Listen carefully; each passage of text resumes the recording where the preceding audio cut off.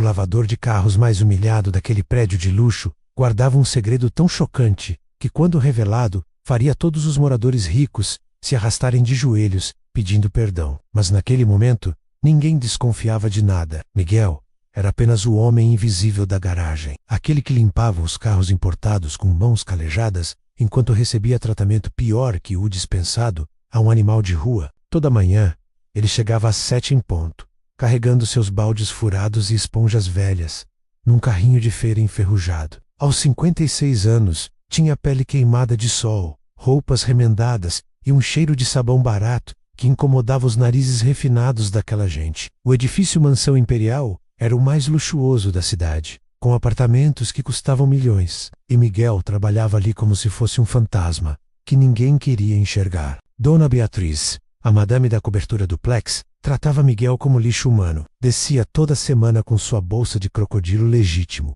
e inspecionava o carro com olhar de nojo. Apontava defeitos imaginários, reclamava de manchas que não existiam e sempre encontrava motivo para gritar com ele na frente de todo mundo. Miguel abaixava a cabeça, pedia desculpas e refazia o trabalho calado, engolindo a humilhação como quem engole remédio amargo. O Dr. Cláudio, dono de clínica de cirurgia plástica, tinha prazer em jogar as chaves do carro no chão, só para ver Miguel se abaixar e pegar. Atendia telefone enquanto o homem se curvava, como se aquilo fosse a coisa mais natural do mundo. Quando o serviço terminava, ele passava o dedo em cada centímetro da lataria, procurando sujeira. E se achasse um grão de poeira, humilhava Miguel aos berros, chamando-o de incompetente e preguiçoso. Marcela, a influenciadora digital do 10º andar, era pior ainda. Deixava o carro imundo por dentro, com restos de comida podre, copos de café derramados e até absorventes usados jogados no chão. Entregava as chaves para Miguel com um sorriso falso e exigia que o carro ficasse impecável em 1 hora,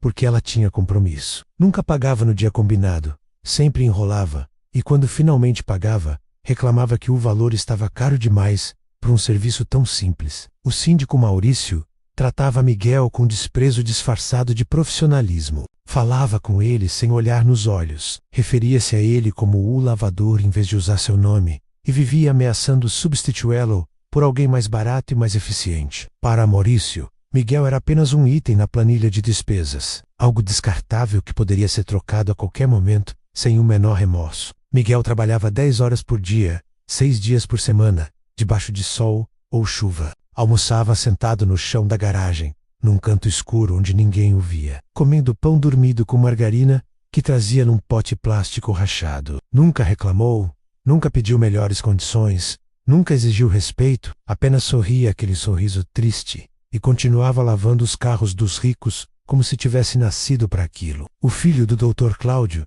e a turma de playboys do prédio transformaram Miguel em piada constante. Desciam a garagem só para rir da cara dele, imitar seu jeito simples de falar, fazer comentários cruéis sobre suas roupas velhas e seu cheiro de pobre. Filmavam tudo e postavam nas redes sociais com legendas humilhantes.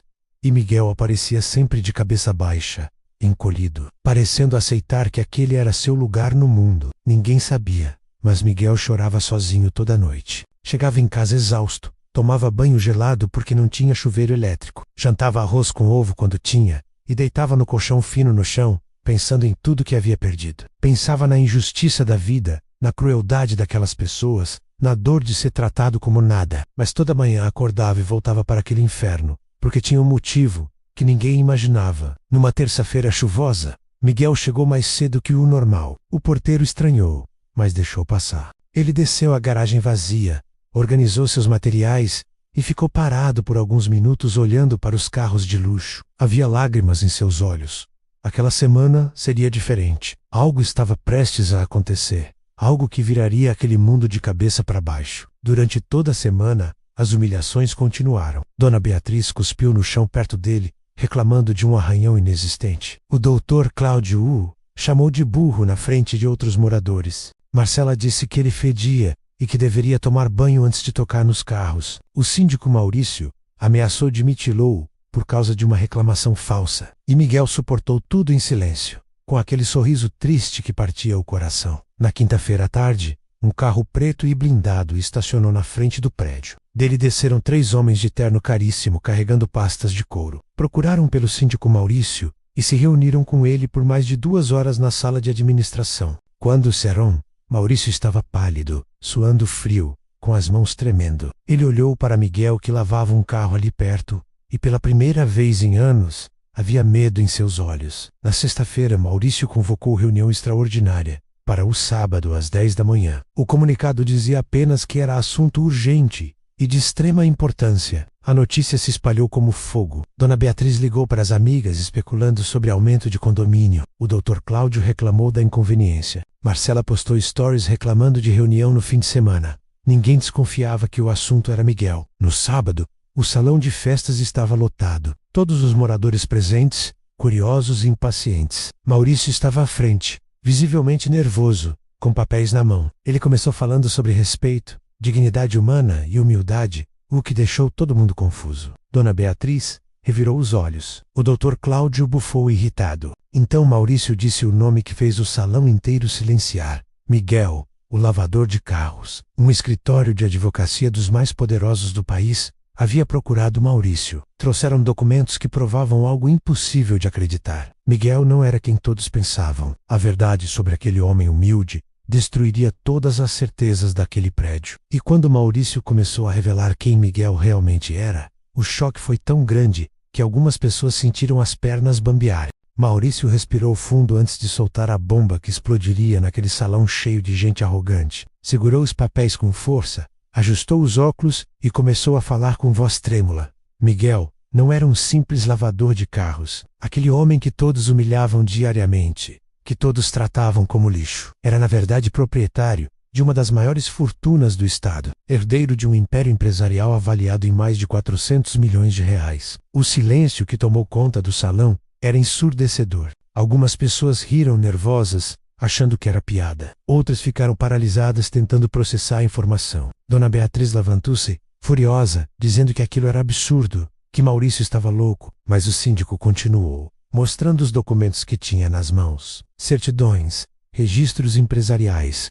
comprovantes bancários, tudo verdadeiro, tudo autenticado, tudo impossível de contestar. Miguel era filho único de Sebastião Ferreira, um dos maiores empresários do país, dono de construtoras, hotéis e shopping centers espalhados por 12 estados. Sebastião havia falecido 6 meses atrás, e Miguel era o único herdeiro legal de todo aquele patrimônio gigantesco. Mas havia um detalhe que tornava tudo ainda mais chocante. Miguel tinha escolhido viver como pobre, trabalhar lavando carros, ser humilhado todos os dias. Tudo por um motivo específico que os advogados revelaram ao síndico. O pai de Miguel, antes de morrer, fez um pedido final ao filho. Queria que ele vivesse 3 meses como uma pessoa comum, sem luxo, sem privilégios, trabalhando num serviço humilde, para entender como a maioria das pessoas realmente vivia. Sebastião tinha construído sua fortuna do zero, começara como pedreiro, e nunca esqueceu suas raízes. Temia que o filho, criado em berço de ouro, não tivesse compaixão pelos menos favorecidos. Por isso impôs aquela condição estranha para a herança.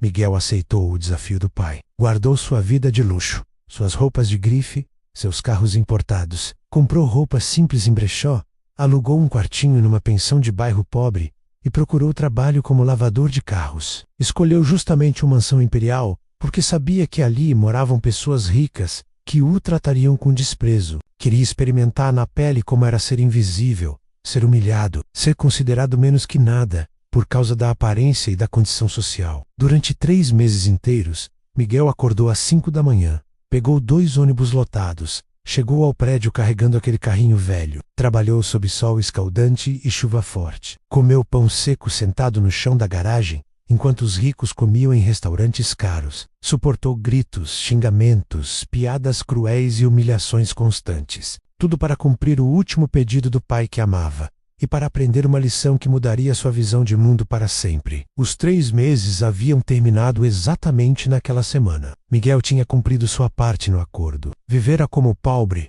sentira na carne a dor da invisibilidade social. Experimentara o gosto amargo de ser tratado como lixo por gente que se achava superior. Agora os advogados do espólio tinham vindo formalizar a transferência da herança. Miguel estava oficialmente rico de novo, mas era uma pessoa completamente transformada por dentro. Maurício continuou revelando detalhes que deixavam os moradores cada vez mais pálidos. Miguel tinha gravado tudo, cada humilhação, cada ofensa, Cada momento de desprezo estava documentado em vídeo e áudio. Ele usava um pequeno gravador escondido na camisa todos os dias. Tinha provas de tudo que aquelas pessoas fizeram com ele. E segundo os advogados, ele estava considerando seriamente processar vários moradores por danos morais e humilhação. Dona Beatriz sentiu o sangue gelar nas veias. Lembrou-se de todas as vezes que gritou com Miguel, de quando cuspiu perto dele, de quando o chamou de incompetente na frente de outros moradores. O Dr. Cláudio começou a suar frio relembrando as chaves jogadas no chão, os xingamentos,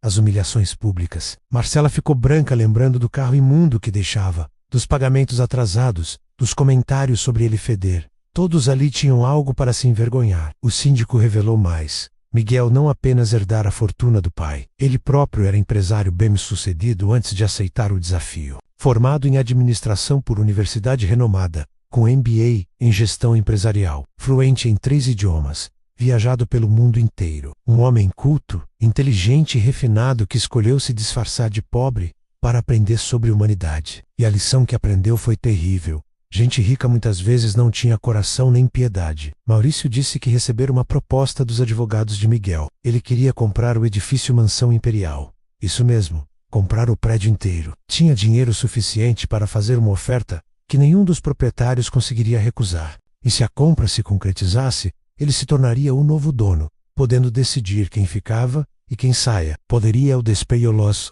todos se quisesse. Fazer com eles o que eles fizeram com ele. Tratá-los como nada. A notícia caiu como bomba atômica. Algumas mulheres começaram a chorar. Homens que sempre foram arrogantes ficaram cabisbaixos. O filho do Dr. Cláudio, que sempre zoou Miguel, estava tremendo de medo, lembrando dos vídeos humilhantes que postou nas redes sociais. Tudo poderia ser usado contra eles agora. Tudo poderia virar processo, condenação, vergonha pública. Aquele homem que eles pisotearam tinha poder para destruir a vida de cada um ali. Maurício continuou explicando que os advogados deixaram claro. Miguel ainda não decidiu o que fazer. Estava analisando suas opções. Poderia processar todo mundo. Poderia comprar o prédio e expulsar os moradores. Poderia simplesmente ir embora e esquecer aquela experiência terrível. Mas uma coisa era certa. Ele nunca mais lavaria um carro ali. Aquela fase humilhante de sua vida tinha acabado. Agora ele voltaria a ser quem realmente era. Um homem podre de rico e poderoso. O síndico fez uma pausa dramática. Olhou para cada rosto no salão. Viu culpa, medo, arrependimento. Pessoas que se achavam superiores agora encolhidas, como crianças assustadas. Maurício então revelou o último detalhe, que fez metade das pessoas ali desabarem em lágrimas. Miguel estava naquele exato momento na garagem. Ele pedira para trabalhar seu último dia, lavar os carros pela última vez, se despedir daquele lugar do jeito dele, e depois subiria ao salão para uma reunião final com todos. O pânico tomou conta do salão. Gente se levantando, gritando, chorando. Dona Beatriz caiu de joelhos soluçando, dizendo que não sabia que nunca imaginaria, que pediria perdão 1000 vezes. O Dr. Cláudio ficou vermelho de vergonha, suando como porco, murmurando que tinha cometido um erro terrível. Marcela chorava copiosamente borada toda de rímel, dizendo que era jovem que o era idiota, que faria qualquer coisa para se redimir. O caos estava instalado entre aquela gente tão orgulhosa. Maurício pediu silêncio. Disse que todos deveriam se comportar, que teriam a chance de falar com Miguel pessoalmente, mas alertou. Nada de falsidade, nada de bajulação interesseira.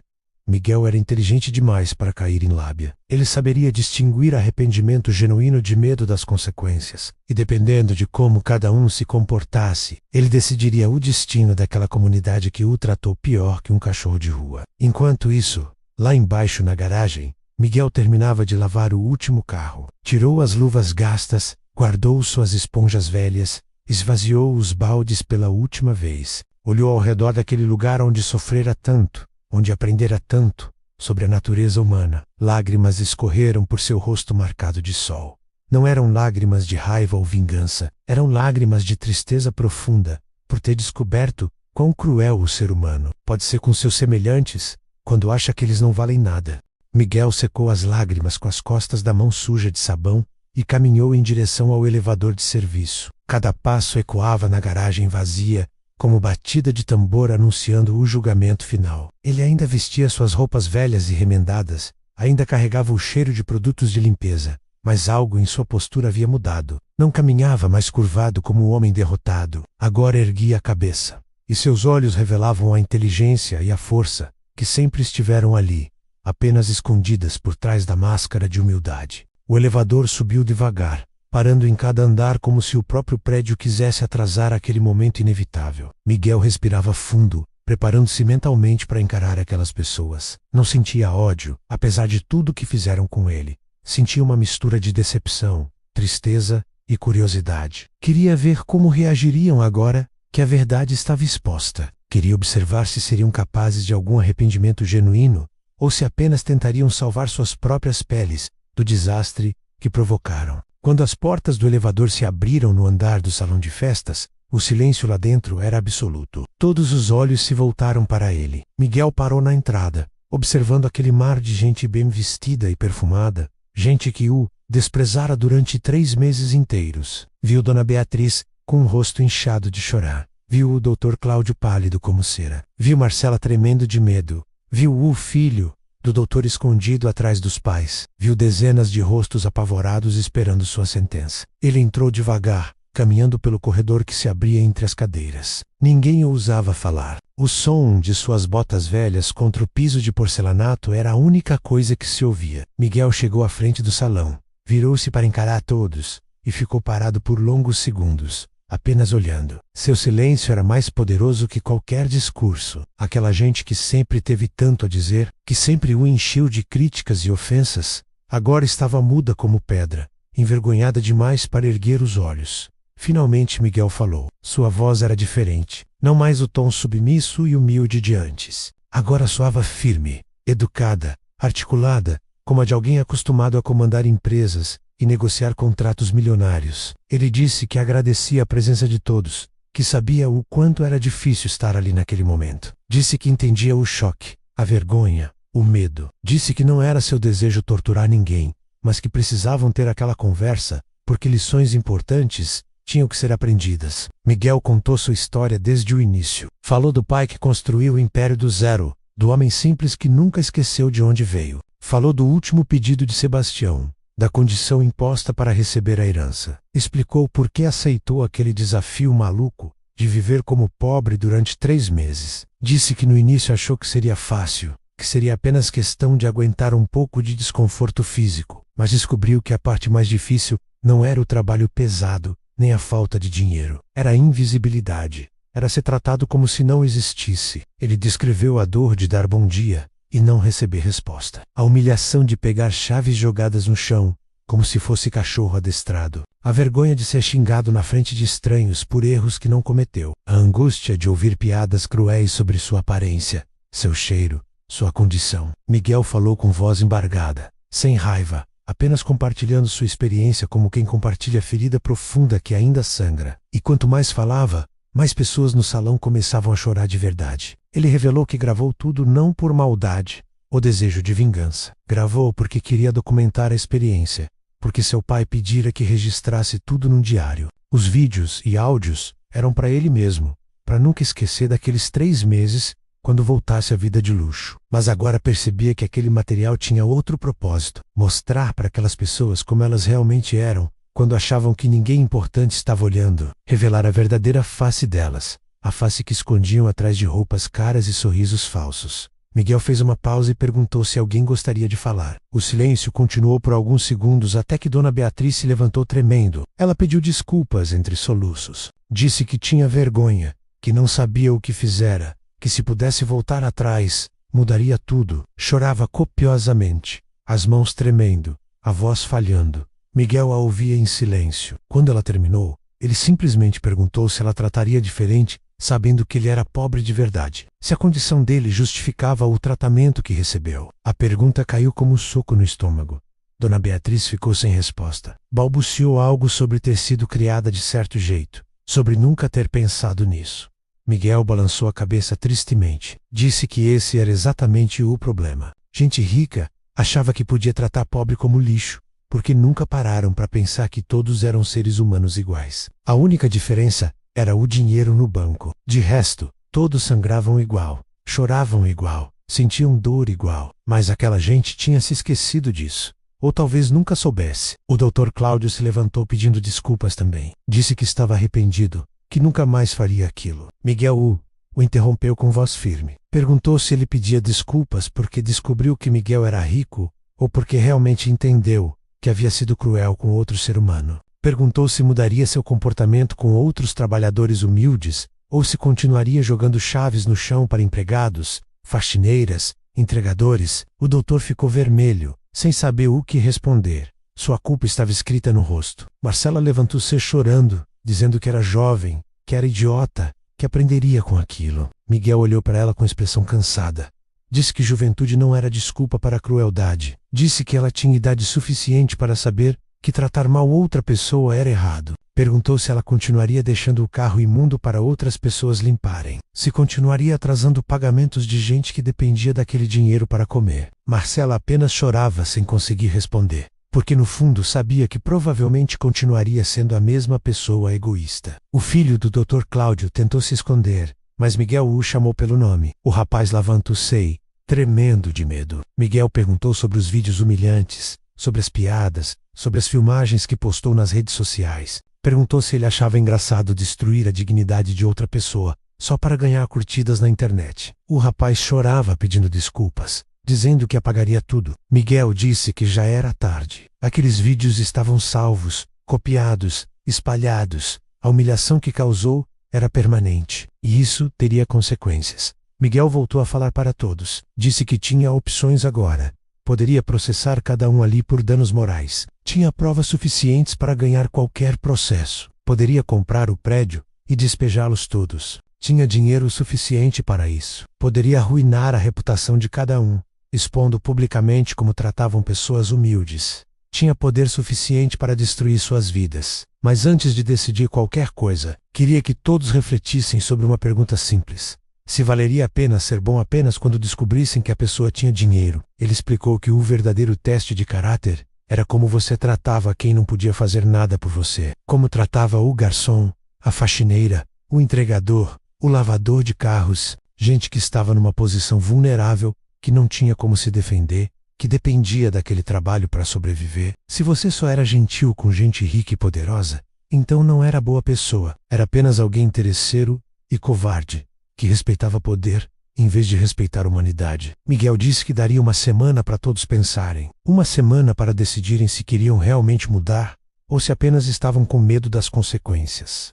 Depois desse prazo, ele anunciaria suas decisões. Se processaria, se compraria o prédio, se apenas iria embora e seguiria em frente. Tudo dependeria de como aquelas pessoas se comportassem nos próximos dias. Se demonstrassem mudança genuína, ou se voltassem a ser os mesmos, assim que o medo passasse. Ele terminou dizendo que não queria vingança, queria justiça. Queria que aquela experiência terrível servisse para algo maior que sua dor pessoal. Queria que todos ali aprendessem a enxergar o ser humano antes da conta bancária. E se pelo menos uma pessoa mudasse de verdade, se pelo menos uma pessoa começasse a tratar trabalhadores humildes com respeito e dignidade, então, talvez aqueles 3 meses de sofrimento teriam valido a pena.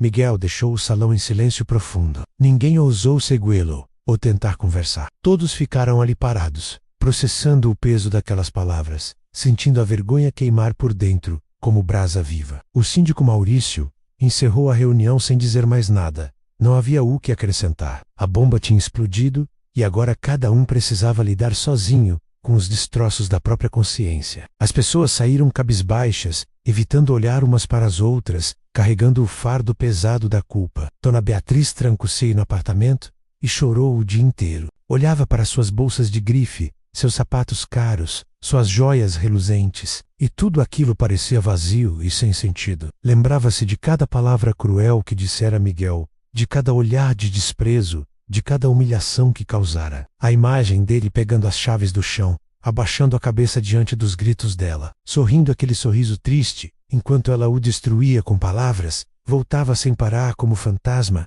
que não a deixava em paz. No domingo de manhã, Dona Beatriz desceu até a portaria. Perguntou ao porteiro onde ficava a pensão onde Miguel morava. O homem ficou surpreso, mas deu o endereço. Ela pegou o carro e dirigiu até o bairro pobre do outro lado da cidade. Quando chegou naquela rua de casas simples e esburacadas, Sentiu um aperto no coração. Aquele homem tinha 400 milhões e escolhera viver ali, naquela pobreza toda, só para entender como era a vida de gente comum. Enquanto ela reclamava de arranhão invisível no carro, ele dormia em colchão no chão. Ela bateu na porta do quartinho. Miguel abriu, ainda vestindo roupa simples. Ficaram se encarando por segundos intermináveis. Dona Beatriz começou a chorar.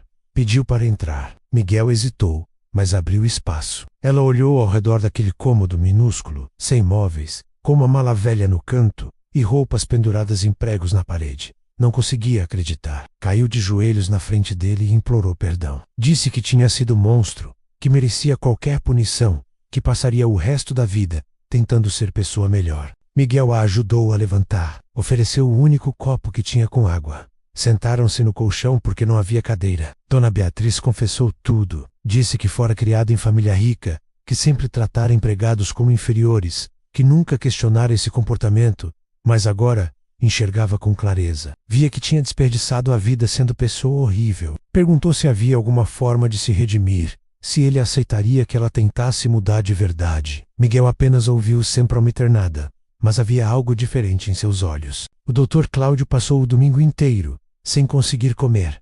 A culpa devorava seu estômago como ácido. Segunda-feira de manhã, cancelou todas as cirurgias do dia. Dirigiu até a clínica e reuniu todos os funcionários. Faxineiras, seguranças, recepcionistas, auxiliares, gente que ele sempre ignorara ou tratara com indiferença. Pediu desculpas na frente de todos. Disse que tinha sido patrão terrível, que mudaria completamente sua forma de liderar. Vários funcionários choraram, surpresos com aquela transformação repentina. Ele estabeleceu novas regras na clínica. Ninguém mais seria tratado como inferior. Todos teriam voz, todos seriam ouvidos, todos receberiam respeito independente do cargo. Aumentou o salário de quem ganhava menos, melhorou as condições do refeitório, criou espaço confortável para descanso e começou a cumprimentar cada funcionário pelo nome toda manhã, olhando nos olhos, perguntando como estavam. A mudança era tão drástica que no início ninguém acreditava, mas ele persistiu, determinado a provar que era genuíno. Marcela deletou todas as fotos de ostentação das redes sociais. Parou de postar sobre roupas caras, restaurantes chiques, viagens de luxo. Começou a usar suas plataformas para falar sobre empatia, respeito, desigualdade social. Muitos seguidores estranharam a mudança radical.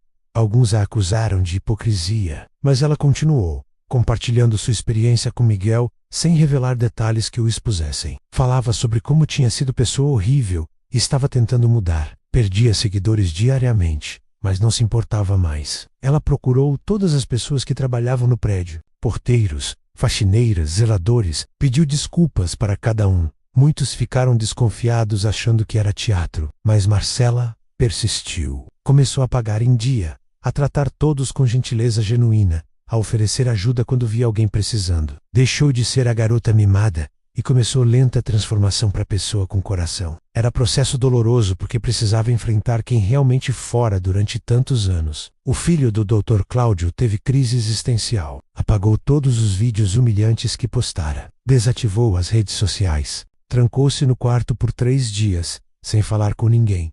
Quando finalmente saiu, estava diferente. Tinha olhos inchados de chorar, mas também havia determinação ali. Procurou o pai e disse que queria trabalhar de verdade. Não queria mais viver de mesada do privilegios, de dinheiro fácil. Queria entender o valor do trabalho, o esforço que pessoas comuns faziam todos os dias para sobreviver. Conseguiu emprego como auxiliar em oficina mecânica. Aceitou salário mínimo, roupa suja de graxa, trabalho pesado debaixo de sol. Os colegas estranharam no início, aquele garoto rico fazendo serviço braçal. Mas ele provou ser sério. Chegava cedo, trabalhava duro, não reclamava de nada. Pela primeira vez na vida, entendia o cansaço físico, o suor do esforço, a dignidade de ganhar o próprio sustento. E cada noite chegava em casa exausto, mas sentindo-se mais humano do que nunca antes. O síndico Maurício convocou reunião com todos os funcionários do condomínio. Pediu desculpas pela forma como administrar o prédio até ali. Disse que fora conivente com humilhações,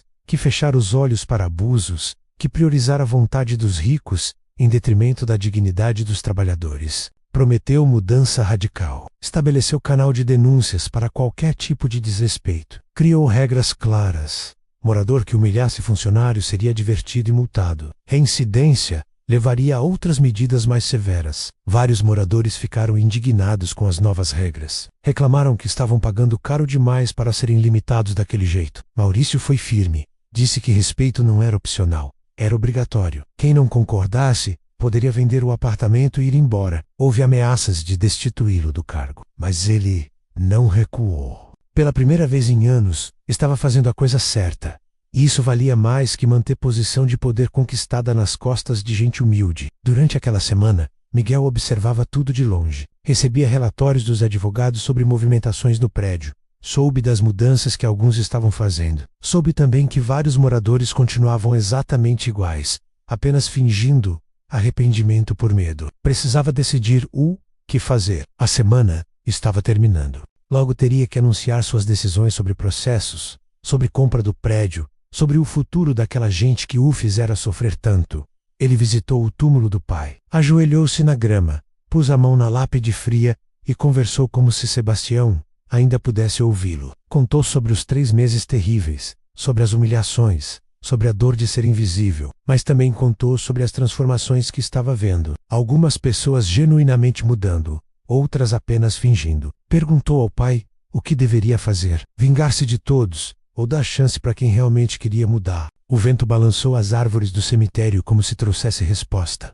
Miguel saiu de lá com decisão tomada. Ligou para os advogados e deu instruções específicas. Eles ficaram surpresos. Argumentaram que ele estava sendo suave demais, que aquela gente merecia punição severa.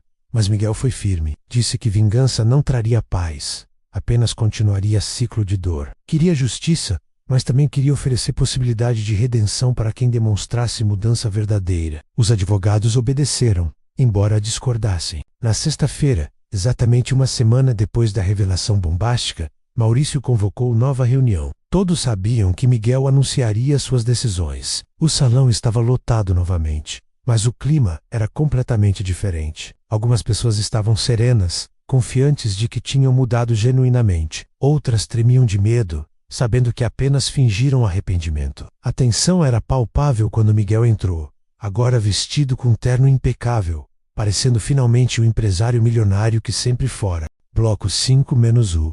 Julgamento. Miguel caminhava com postura ereta, sapatos italianos reluzindo sob as luzes do salão, terno de alfaiataria perfeita, marcando sua verdadeira posição social. Mas o que mais impressionava não era a roupa cara, era a transformação em seus olhos. Não mais o olhar submisso e cansado do lavador de carros humilhado. Agora brilhava ali a inteligência afiada de quem comandava impérios, a firmeza de quem tomava decisões que movimentavam milhões, a sabedoria de quem aprendera lições dolorosas sobre a natureza humana. Ele posicionou-se à frente de todos, abriu uma pasta de couro legítimo e organizou papéis sobre a mesa. O silêncio era absoluto. Cada respiração podia ser ouvida. Corações batiam acelerados dentro de peitos ansiosos. Miguel observou cada rosto ali presente antes de começar a falar. Sua voz era calma, controlada, mas carregava peso de autoridade que fazia até os mais arrogantes abaixarem a cabeça. Começou dizendo que passara a semana analisando tudo. Observara quem mudara de verdade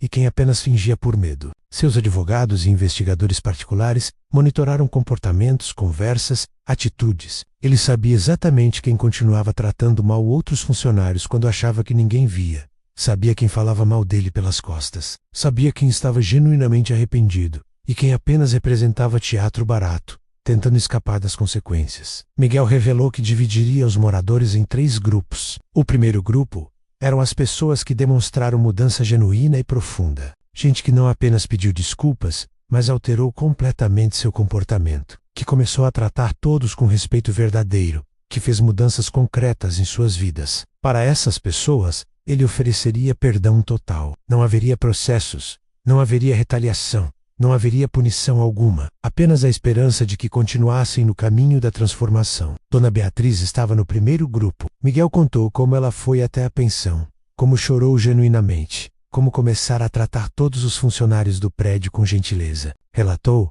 que ela doou metade de suas roupas e joias para instituições de caridade, que começou a trabalhar voluntariamente em abrigo para pessoas em situação de rua, que mudara radicalmente sua forma de enxergar o mundo. Por isso, ela estava perdoada. Dona Beatriz chorou de alívio e gratidão, Mas eram lágrimas diferentes agora, lágrimas de quem realmente entendera a lição. O Dr. Cláudio também estava no primeiro grupo. Miguel elogiou as mudanças na clínica, o aumento de salários, o respeito novo que ele demonstrava com funcionários. Contou que investigadores confirmaram que não era fingimento. O doutor realmente estava diferente, tratando todos com dignidade, sendo patrão justo e humano. Por isso, também estava perdoado. O doutor respirou aliviado, mas sabia que tinha longo caminho pela frente para compensar anos de arrogância e desprezo. Marcela estava no primeiro grupo. Miguel reconheceu que ela era jovem e que jovens podiam mudar mais facilmente quando confrontados com próprios erros. Elogiou a coragem dela em usar as redes sociais para falar sobre empatia,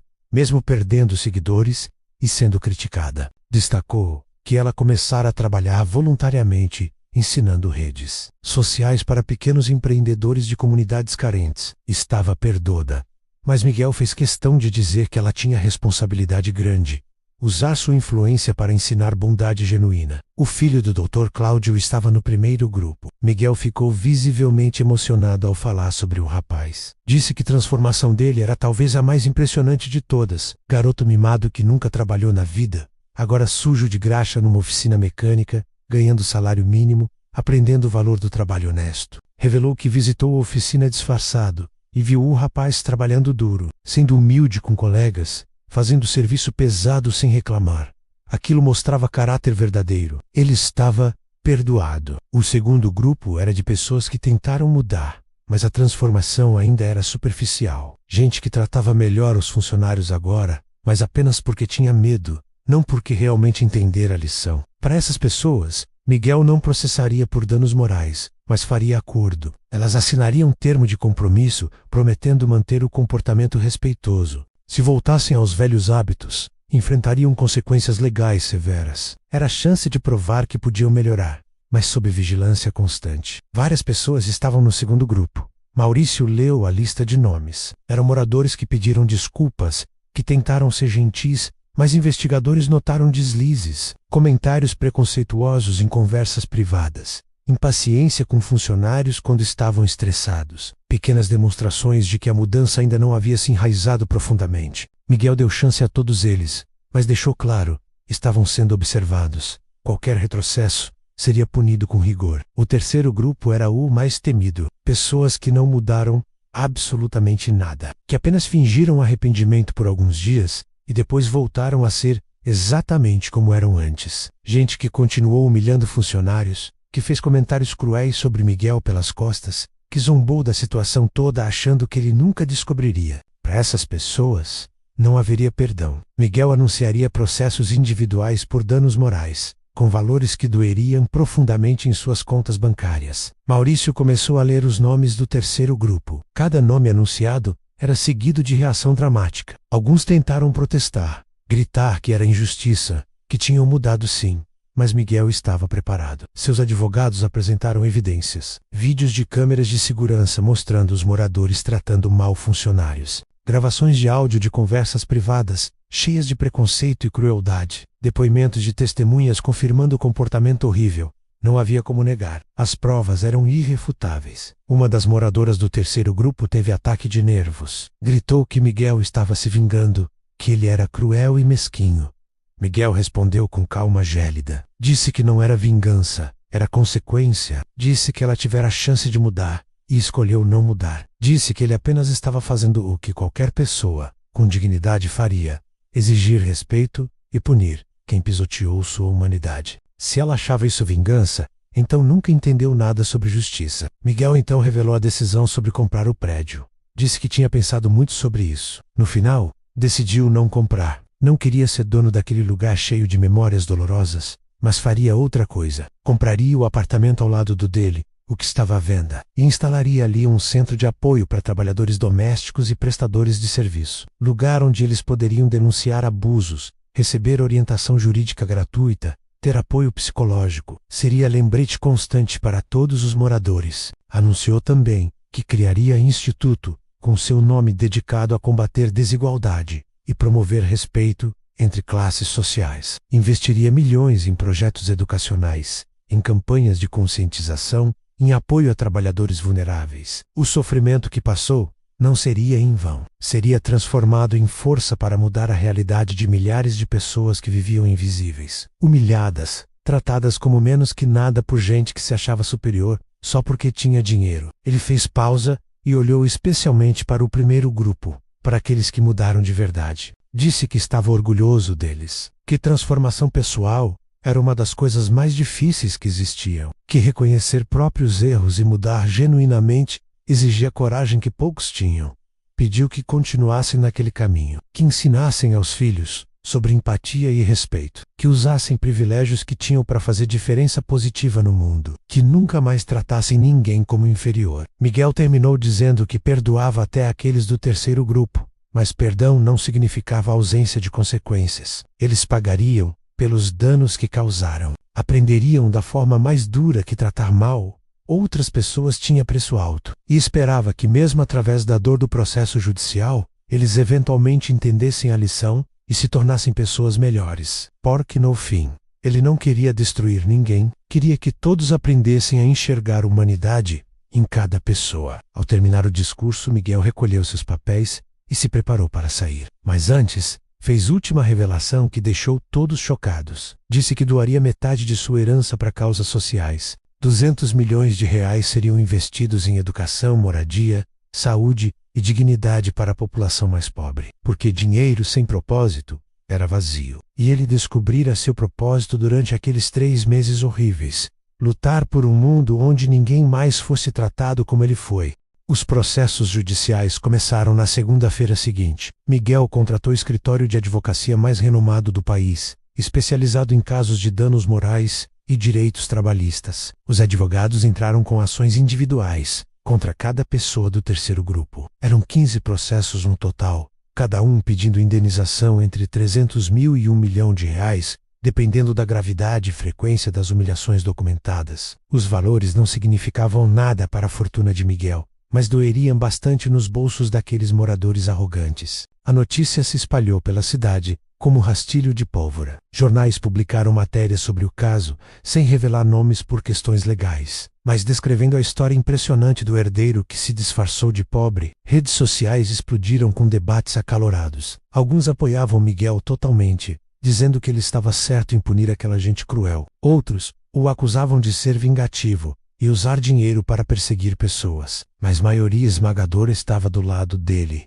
especialmente trabalhadores humildes, que se identificavam com o sofrimento que ele passou. Marcelo usou suas plataformas para falar sobre o caso, obviamente sem revelar detalhes específicos que pudessem identificar Miguel ou o prédio. Contou sua própria experiência de transformação, admitiu publicamente que fora pessoa horrível, pediu desculpas para todos que tratou mal ao longo da vida. Seus vídeos viralizaram. Milhões de visualizações, centenas de milhares de comentários. Muita gente a criticou duramente, chamando de hipócrita e falsa, mas ela continuou, aceitando as críticas como parte do processo de crescimento. O instituto criado por Miguel começou a funcionar rapidamente. Ele alugou o andar inteiro em prédio comercial e montou a estrutura completa. Advogados especializados em direito trabalhista atendendo gratuitamente, psicólogos oferecendo terapia para vítimas de abuso no trabalho, assistentes sociais ajudando em questões práticas, educadores dando cursos sobre direitos trabalhistas. Em menos de um mês, centenas de pessoas procuraram ajuda. Empregadas domésticas, seguranças, faxineiras, todos com histórias dolorosas de humilhação e desrespeito.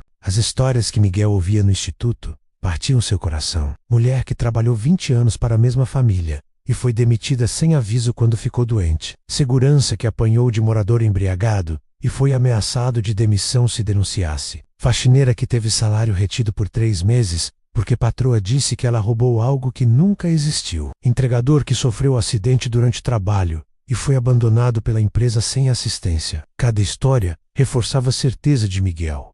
Ele fizera a coisa certa ao expor aquela realidade cruel. Dona Beatriz tornou-se voluntária dedicada no instituto. 3 vezes por semana ela estava lá, ajudando de todas as formas possíveis. Organizava documentos, atendia telefone, servia café, conversava com pessoas que chegavam assustadas e desconfiadas. Muitos a reconheciam como mulher rica do bairro nobre e estranhavam vê-la ali. Ela então contava sua história, admitia que fora pessoa terrível, explicava sua transformação. Algumas vítimas choravam ouvindo aquilo, aliviadas em saber que pessoas podiam realmente mudar. O Dr. Cláudio implementou mudanças ainda mais profundas na clínica. Criou o programa de participação nos lucros para todos os funcionários. Estabeleceu conselho consultivo, onde até a faxineira tinha voz nas decisões importantes. Implementou horários flexíveis para quem tinha filhos pequenos. Ofereceu bolsas de estudo para funcionários que quisessem se capacitar. A clínica tornou-se exemplo na cidade inteira de como tratar bem empregados. Outros empresários começaram a visitar para aprender com o modelo dele. O filho do Dr. Cláudio continuou na oficina mecânica.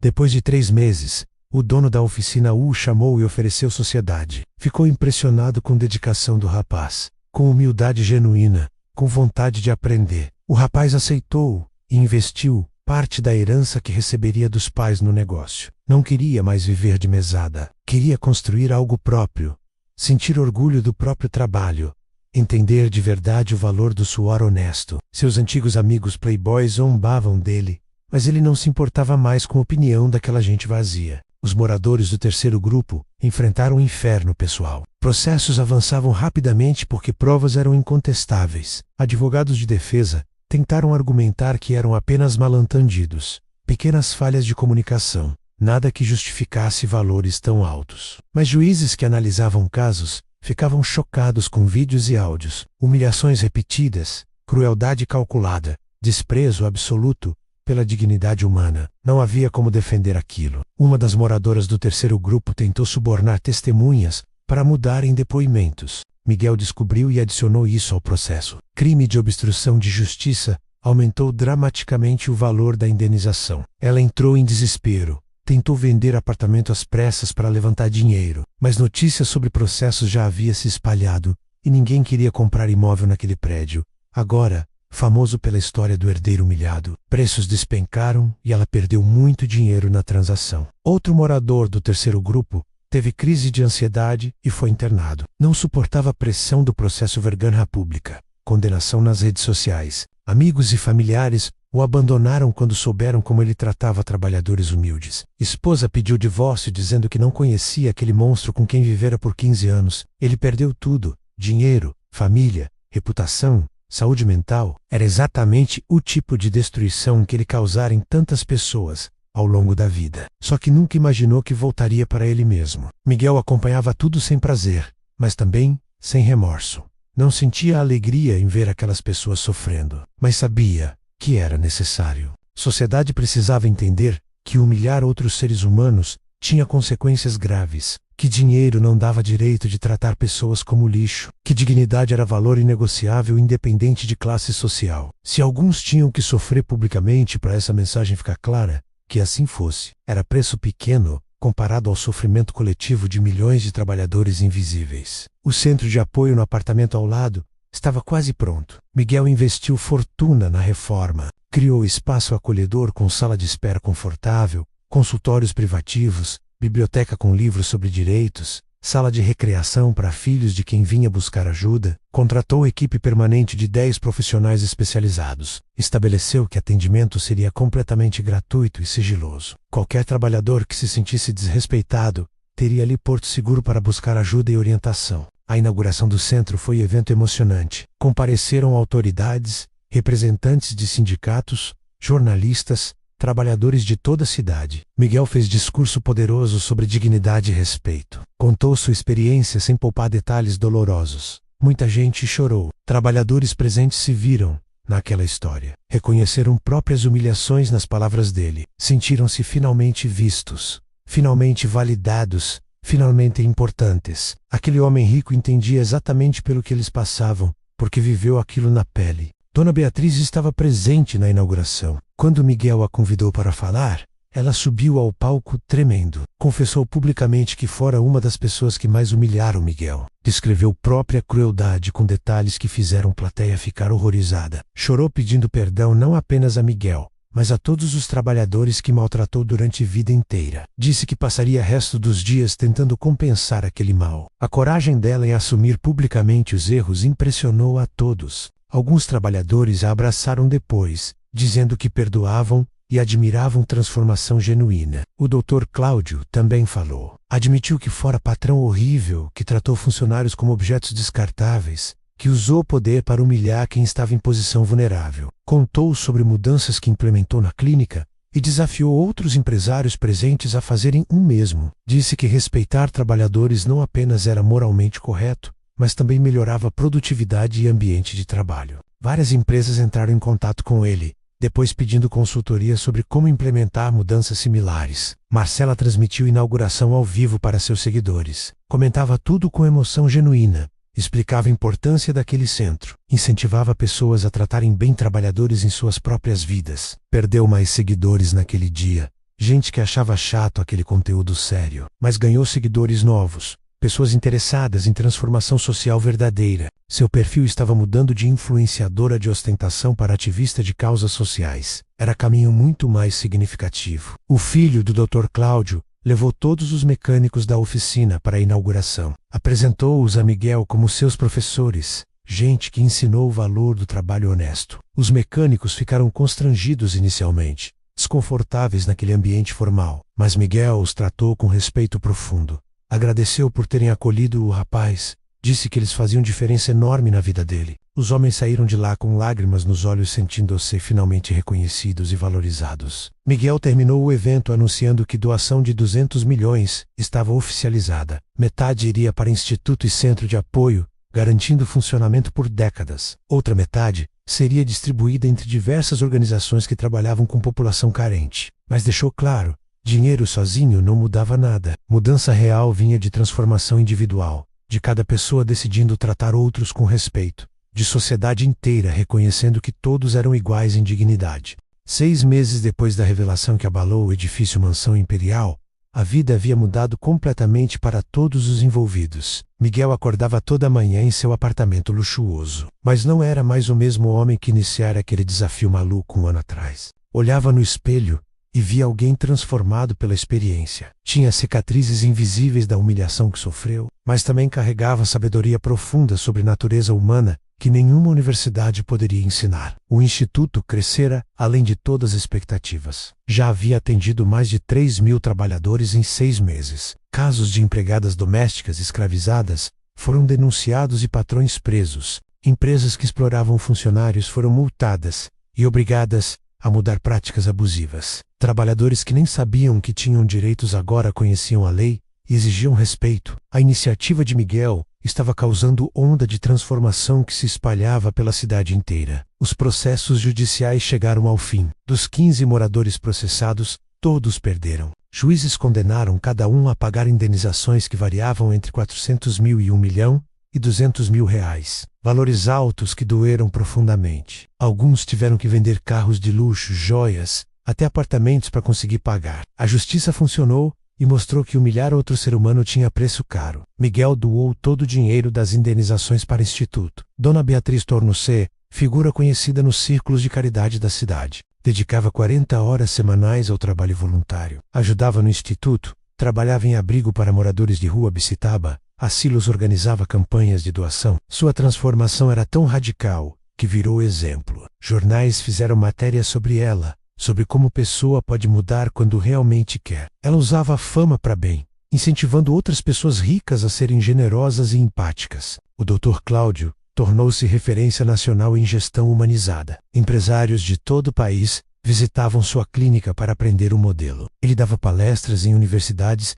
sobre como respeitar trabalhadores melhorava resultados. Escreveu livro contando sua transformação que virou best-seller. A clínica prosperou de formas inesperadas. Funcionários felizes trabalhavam melhor, atendiam pacientes com mais cuidado. Faturamento aumentou 40% em 6 meses. Marcela transformou completamente sua carreira. Perdeu milhões de seguidores, que só queriam ver ostentação, mas ganhou audiência engajada, interessada em conteúdo com propósito. Fechou parcerias com organizações não governamentais, usava a plataforma para promover causas sociais, entrevistava trabalhadores contando histórias inspiradoras, ganhou o prêmio de influenciadora do ano por uso responsável das redes sociais. Estava finalmente orgulhosa do próprio trabalho, sentindo que fazia diferença real. O filho do Dr. Cláudio prosperava na sociedade da oficina mecânica. O negócio cresceu 50% desde que ele entrou. Trouxe conhecimentos de gestão moderna, profissionalizou processos,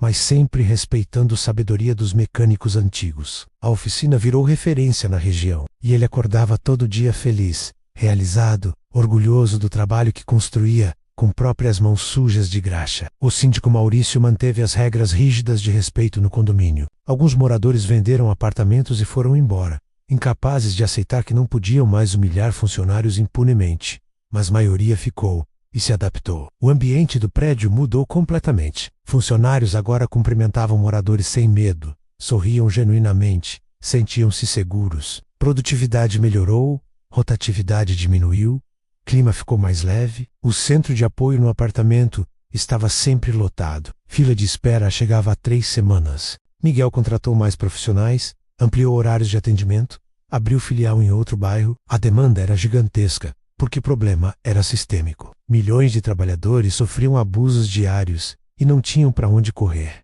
Agora tinham. E cada caso resolvido, cada trabalhador que recuperava a dignidade, validava o sacrifício que Miguel fizera. Miguel visitava o túmulo do pai toda semana. Contava sobre o instituto, sobre vidas transformadas, sobre mudanças que estavam acontecendo. Agradecia por ter imposto aquele desafio maluco que parecera cruel no início. Sebastião tinha razão. Filho criado em riqueza, precisava entender como era viver sem privilégios para desenvolver compaixão verdadeira. Aqueles 3 meses horríveis foram um presente disfarçado, lição dolorosa mas essencial. Um ano após a revelação inicial, Miguel organizou reunião especial no salão do prédio. Convidou todos os moradores, todos os funcionários, toda a equipe do instituto. O salão estava lotado. A atmosfera era completamente diferente daquela reunião tensa de um ano atrás. Agora havia leveza, sorrisos genuínos, abraços calorosos entre pessoas de classes sociais diferentes. Miguel fez discurso emocionado.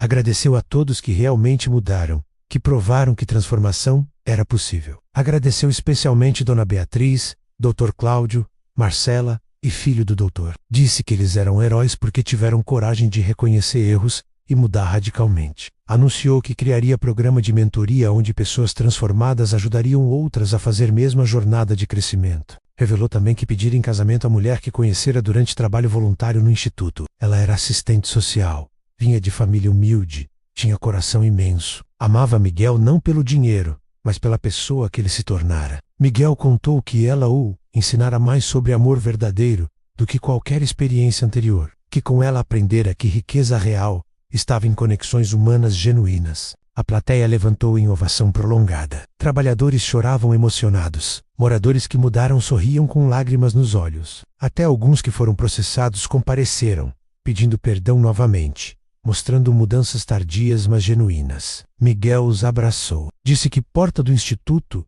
estava sempre aberta para quem quisesse crescer. Ninguém estava condenado para sempre. Quando a festa terminou, Miguel ficou sozinho no salão por alguns minutos. Olhou ao redor, lembrando daquele dia terrível quando o síndico revelou quem ele era. Lembrou do medo nos olhos daquela gente, da vergonha, do desespero, mas também lembrou da transformação linda que nasceu daquele caos. Prova viva de que até das experiências mais dolorosas podiam brotar flores maravilhosas de crescimento. Ele sorriu olhando para cima, como se pai pudesse vê-lo. Sussurrou obrigado. Obrigado pelo desafio, pela lição, por ter acreditado que filho tinha força para suportar aquilo e sair melhor do outro lado. Sebastião dera a Miguel o maior presente possível, oportunidade de encontrar propósito verdadeiro, de fazer diferença real no mundo, de viver vida que realmente importava. E Miguel honraria aquele presente todo o dia restante de sua existência.